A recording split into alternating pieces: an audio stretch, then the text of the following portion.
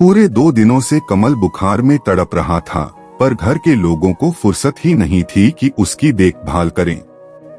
यहाँ तक कि उसकी पत्नी नेहा भी अपने कजन की शादी में इस कदर व्यस्त थी कि उसे पूरी तरह नौकरों के सहारे छोड़ दी थी। कमल को प्यास लगी थी, पर उसे किसी को भी पुकारने की इच्छा नहीं हुई। उसका अंतःकरण शोक और निराशा से विदीर्ण हो रहा था। उसने कभी सोचा भी नहीं था कि उसकी यह दुर्दशा होगी, पर अपनी इस स्थिति के लिए किसे दोष देता। घर जमाई बन इस घर में रहने का उसका खुद का फैसला था। वह पत्नी को भी बेवफा और स्वार्थी कैसे कह सकता था। उसका व्यक्तित्व ही इतना दुर्बल और निरुपाय हो गया था कि वह निरंतर सबके द्वारा छला जा रहा था। बस एक गलत कदम और उसकी जीवन की दिशा ही बदल गई। उसके पापा कैलाशनाथ, जो कभी उसके सबसे अपने थे, जो उसकी सबसे ज्यादा चिंता करते थे, जो उसके आदर्श गाइड, फिलोसोफर और माँ भी थे, उसी पर उसने शक किया, घृणा की, जिसका परिणाम अब भुगत रहा था। जब किसी की आत्मा पर संशय का पर्दा पड़ जाता है, वैसा संशयी व्यक्ति कभी सही गलत का अंतर समझ ही नहीं पाता है। पापा के प्यार पर संशय ने ही उसे अपने घर परिवार के लिए अजनबी बना दिया। आज उसे अपनी माँ सरला देवी की भी बहुत याद आ रही थी, जो उसकी छोटी से छोटी खुशी के लिए भी अपनी बड़ी से बड़ी खुशी कुर्बान करने के लिए हमेशा तैयार रहती।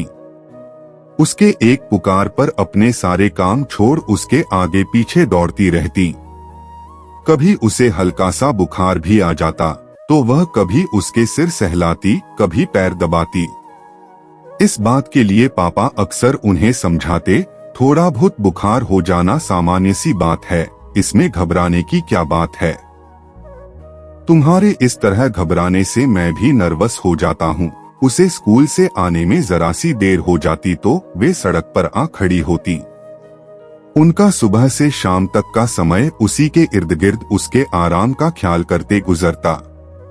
उनका यह जुनून देख पापा अक्सर भुनभुनाते, तुम्हारा इतना ज्यादा लाड़ प्यार इसे जरूर बर्बाद कर देगा। पर माँ का अटल विश्वास था कि उसका बेटा एक दिन बहुत बड़ा आदमी बनेगा। 10th में जब उसे 93% मार्क्स मिले, उनकी खुशी का ठिकाना न रहा। पूरे मोहल्ले में मिठाई बंटवाई, पर जल्द ही उनकी खुशियों को किसी की नजर लग गई। उन्हें लिवर का कैंसर हो गया। जैसे ही डॉक्टरों ने उनके जीवन को 3 महीनों में सीमित कर दिया, उन्हें सबसे ज्यादा यही चिंता खाई जा रही थी कि उनके बाद उनके बेटे का उनकी तरह ख्याल कौन रखेगा।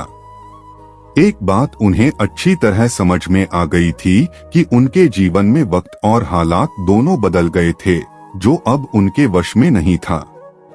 काफी सोच समझकर अपने बचपन की सहेली और दूर के रिश्ते से बहन सुचित्रा को अपने 5 वर्षीय बेटी वसुधा के साथ अपने पास बुलवा ली थी। सुचित्रा असमय ही विधवा हो गई थी और बेटी के साथ कोई आश्रय ढूंढ रही थी। हालात ऐसे थे कि दोनों को एक दूसरे की जरूरत थी, इसलिए दोनों के बीच एक अपंत भरा रिश्ता कायम हो गया था। सरला के ऐसे दुर्भाग्यपूर्ण कठिन समय में सुचित्रा ने उसके पूरे घर परिवार को अच्छी तरह संभाल लिया था, तो सरला ने भी वसुधा को एक अच्छे स्कूल में एडमिशन दिला उसकी सारी जिम्मेदारी उठा ली थी। धीरे धीरे दोनों मां बेटी उस परिवार का एक अभिन्न अंग बन गए थे। सुचित्रा को कमल का पूरा ख्याल रखते और पुत्रवत प्यार करते देख सरला ने उससे वादा लिया था कि उसके नहीं रहने पर वह उसके पुत्र को छोड़कर कहीं नहीं जाएगी, ताकि वह निश्चिंत हो इस दुनिया को छोड़ सके। सुचित्रा से वादा लेने के महीना भर बाद ही वह काल के गाल में समा गई थी। सरला के नहीं रहने पर सुचित्रा ने अपना वादा निभाया। कमल की देखभाल के साथ साथ उसको मानसिक संबल भी दिया। उसे माँ की इच्छा पूरी करने के लिए प्रोत्साहित करती रहती। माँ के जाने के बाद कमल पूरी तरह टूट गया था। माँ को भूलना उसके लिए आसान नहीं था, वह उसके रूह की गहराइयों से जुड़ी थी। फिर भी उसने अपना पूरा ध्यान और शक्ति पढ़ाई में लगा दिया, क्योंकि उसे अपनी माँ की इच्छा जो पूरी करनी थी। उसकी मेहनत रंग लाई और उसका एडमिशन IIT कानपुर में हो गया। कानपुर जाकर वह ऐसा पढ़ाई में रम गया कि कम ही घर आता। घर आते ही उसे माँ की यादें विकल कर देती। उसकी समझ में नहीं आता विधाता ने उसकी माँ की जीवन यात्रा बीच में ही समाप्त कर क्यों उनके साथ अन्याय किया। गांव से दादी आ गई थी उसके पापा की देखभाल के लिए, पर माँ की मृत्यु ने उसके पापा को भी मानसिक रूप से पूरी तरह तोड़कर बिखेर दिया था। फिर भी वह कमल की देखभाल और उसकी जरूरतों को पूरा करने के लिए पहले से ज्यादा तत्पर रहते। एक सुचित्रा मौसी ही थी जो कुल जमा 3 सदस्यों के बीच कड़ियां जोड़ती रहती। जब वह इंजीनियरिंग के फाइनल ईयर में था, उसे पटना में रहने वाले उसके एक दोस्त कुणाल ने सूचित किया कि उसके पापा ने सुचित्रा मौसी से शादी कर ली है। सुनते ही दुख, क्षोभ और घृणा से उसका सर्वांग थरथरा उठा। इतनी बड़ी बात हो गई और पापा ने उसे बताना भी जरूरी नहीं समझा। वो तो उसके सबसे अपने थे, फिर उसे इतना पराया क्यों कर दिया कि उससे पूछना भी उन्होंने जरूरी नहीं समझा। उसके अंदर उथल पुथल सी मची हुई थी, फिर भी उसने पापा को फोन नहीं किया। 2 दिनों बाद उसे पापा का भेजा हुआ लिफाफा मिला।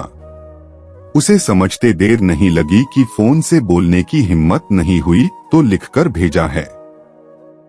गुस्से में लिफाफे के टुकड़े टुकड़े कर डस्टबिन में डाल दिया। रात भर माँ को याद कर निःशब्द रोता रहा। दूसरे दिन ही उसने मन ही मन फैसला कर लिया कि वह कभी लौटकर पटना नहीं जाएगा। पापा ने उसे समझाने की बहुत कोशिश की, कानपुर तक आए। वह मौन साधे प्रतिक्रिया विहीन बैठा रहा। उसकी मूक आंखों का उपालंभ पापा को भी अंदर तक आहत कर गया। पापा ने उसे बहुत समझाया कि इस शादी से तुम्हारे जीवन में कोई अंतर नहीं आया है, सब कुछ पहले जैसा ही है। आज भी हम दोनों तुम्हारे उतने ही अपने हैं जितना कि इस शादी के पहले थे। पर वह नहीं माना तो नहीं माना। पापा के शादी करते ही उसे वह घर पराया लगने लगा था। जिस सुचित्रा मौसी में कभी उसे माँ के दर्शन होते थे, अब छलना में विमाता नजर आने लगी थी। इस उम्र में पापा का शादी करना उसकी नजरों में एक मर्यादाहीन आचरण था जो लोगों की नजरों में उसे शर्मसार कर रहा था। फाइनल ईयर का रिजल्ट आते ही उसे नौकरी मिल गई थी। बिना घर पर सूचित किए वह रांची आ गया था। घर के सभी लोग परेशान थे। वह भी काफी अकेला और दुखी रहने लगा था। उसी दौरान अपने साथ काम करने वाले विवेक से कुछ ज्यादा ही जुड़ गया था। विवेक के घर उसे पनाह मिली। विवेक की मां के लिए वह बहुत जल्दी अपने बेटों से भी प्यारा हो गया। भयंकर तूफान के गुजर जाने के बाद घर परिवार से बिछड़ा पक्षी उस बहेलिया को ही अपना मान लिया जो जाल बिछाए उसे फांसने के लिए बैठा था। फिर तो विवेक की मां राधिका देवी ने झटपट इस बेशकीमती नगीने को अपनी बेटी नेहा की अंगूठी में जड़ने में देर नहीं लगाई। पहले तो घर बैठे बिना किसी दान दहेज के मिले इस दामाद को उस घर में खूब मान सम्मान और प्रेम मिला। नेहा भी खुश रहती। ससुराल की वर्जनाओं से मुक्त यहाँ घूमने फिरने की पूरी आजादी थी। कमल ने भी सहर्ष वही रहने का फैसला ले लिया।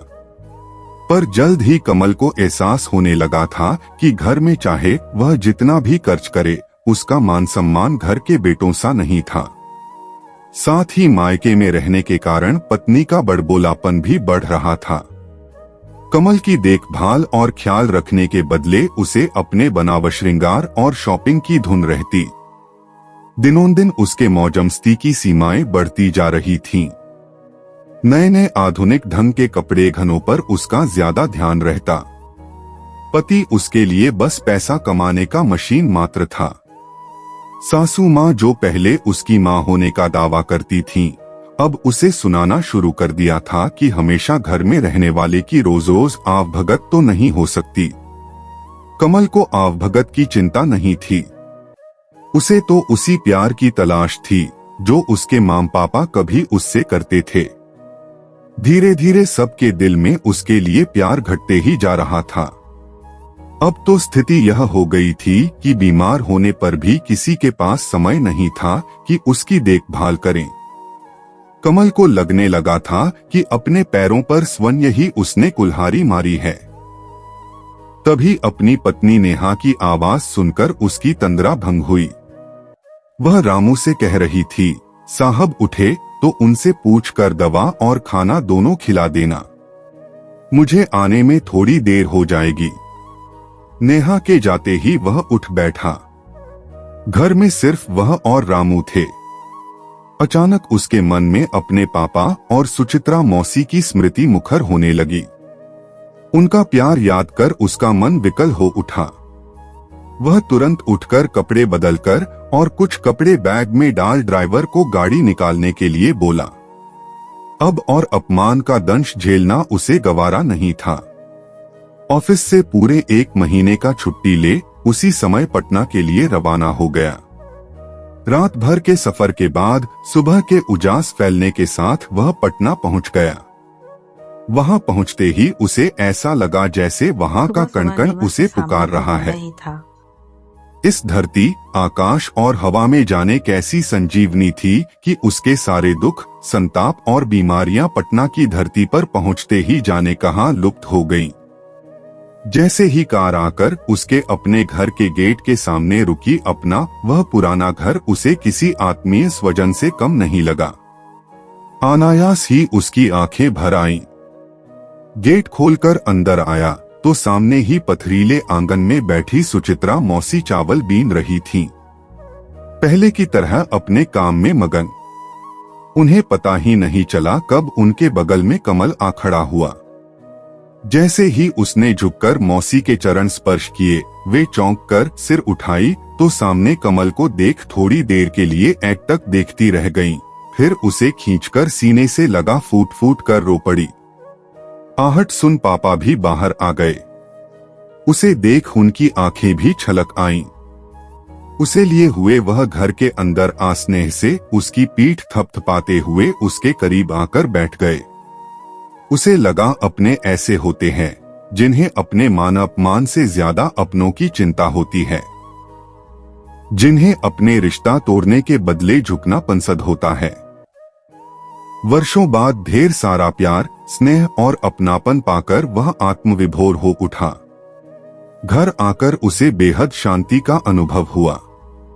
जीवन में मिले अपमान, ठोकरें और बेगानेपन ने उसे अपनों का महत्व समझा दिया था। एक दिन जिस घर से उसे विरक्ति हो गई थी, आज वही घर उसे प्यार का सागर नजर आ रहा था। रात में खाना खाने के बाद मौसी ने उसका बिस्तर उसके उसी पुराने चिरपरिचित कमरे में लगवा दिया। वह सारा काम समाप्त कर उसके सिरहाने आ बैठी। पहले की तरह ही सिर सहलाते हुए बोली, मैं जानती हूँ मैं ही तुम्हारी अपराधी हूँ, पर तुम मेरा विश्वास करो, यह शादी हमें मजबूरी में करनी पड़ी। सरला दी के गुजर जाने के बाद आस पड़ोस के लोगों के शर्मनाक फप्तियों ने हमारा जीना मुहाल कर दिया था। खुलेआम लोग हमें बदनाम कर रहे थे। वसुधा को भी तानों उलाहनों से लोग परेशान कर रहे थे। हमारी समझ में नहीं आ रहा था क्या करें। हम दोनों मां बेटी इस घर में पूरी तरह सुरक्षित थे। तुम्हारे पिता के लिए भी अपना घर और नौकरी दोनों इस उम्र में संभालना मुश्किल था, इसलिए ही हम दोनों ने शादी का फैसला लिया। हमारे इस फैसले को तुम समझ नहीं सके और घर छोड़ दिया। तब से मैं तुम्हारा ही इंतजार कर रही थी। अगर तुम नहीं चाहोगे तो चाहे मुझे जितनी भी कठिनाइयां झेलनी पड़े, मैं इस घर में नहीं रहूंगी। वसुधा को साथ ले घर छोड़ दूंगी, पर अब तुम्हें इस घर से जाने नहीं दूंगी। मैंने सरला दी को वचन दिया था तुम्हारी खुशियों का पूरा ख्याल रखूंगी, फिर भला मैं कैसे तुम्हारी खुशियों के आड़े आ सकती हूँ। उनकी आंखों से उनका वात्सल्य आंसुओं के रूप में उमड़ पड़ा। थोड़ी देर तक वह निःशब्द रोती रही। जब उठकर जाने लगी तब कमल ने उनका हाथ थामते हुए कहा, मौसी, क्या आप अपने इस नालायक बेटे को एक बार माफ नहीं कर सकती? मैं वादा करता हूँ आगे आपको कोई शिकायत का मौका नहीं दूंगा। उसके व्यवहार से हैरान वह आश्चर्य मिश्रित दृष्टि से उसे निहारने लगी। मैंने एक और गलती की है, बिना आप लोगों को बताए मैंने शादी कर ली। आशा है आप दोनों मुझे माफ करेंगे। अरे सच, मेरी बहू को कहाँ छोड़ आए? उसे साथ क्यों नहीं लाए? जाने कब से दरवाजे पर खड़े उन दोनों की बातें सुनते उसके पापा कमरे के अंदर आ गए। पहले अपना ट्रांसफर तो पटना करवा लूं, फिर हमारा पूरा परिवार साथ रहेगा। फिर तो देर तक आपस में घर परिवार और बहू की बातें होती रहीं। जब सब सोने चले गए, वह बैठा नेहा को मैसेज भेज रहा था, अब मैं लौटकर घर जमाई बनने तुम्हारे घर नहीं आऊंगा। अगर तुम मेरे साथ मेरे घर की बहू बनकर रहना चाहती हो तो तुम्हें अब पटना आकर मेरे पास रहना होगा, मेरे माता पिता के साथ, वरना आगे तुम खुद समझदार हो।